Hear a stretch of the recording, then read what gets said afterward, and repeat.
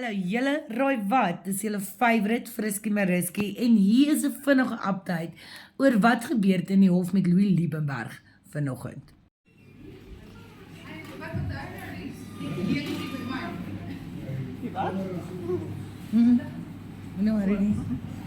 Dit het ons verskriklik lank gewag en nee, dit was nie Louis se skuld nie. Ons het actually vir die staatsaanklaer gewag en hulle moes ook Louis se span moes eers met hom gesit het en consult het voordat ons in die hof kon gegaan het.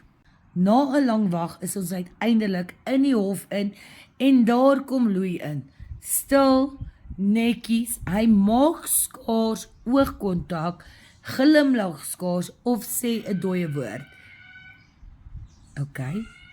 Verrigtinge was baie vlugtig geweest en hulle het vir Louis ingelig dat hy was laaste in Desember 51ste op die lys om na Weskoppies toe te gaan vir psychiatric evaluation en hy is nou 41ste op die lys.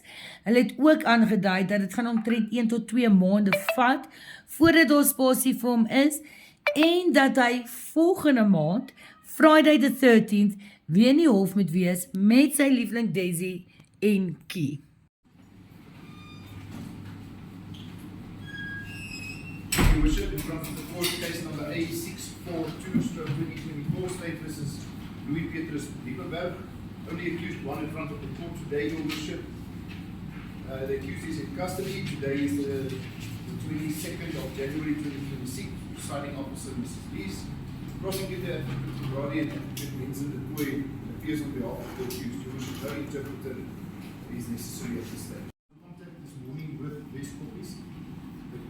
They informed her that it will take approximately 1 to 2 months still for Mr. Liebenberg to obtain a bed at Weskoppies. He's number 41 at this stage on the list, Your Worship.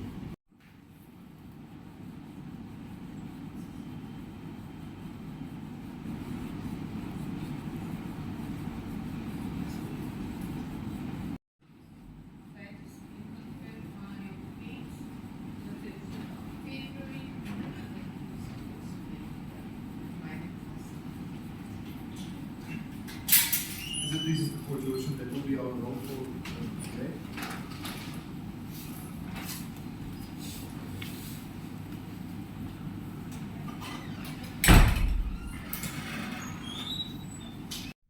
En dis dit vir Nuus in 'n nutshell. Met julle favourite Friskie Mariski.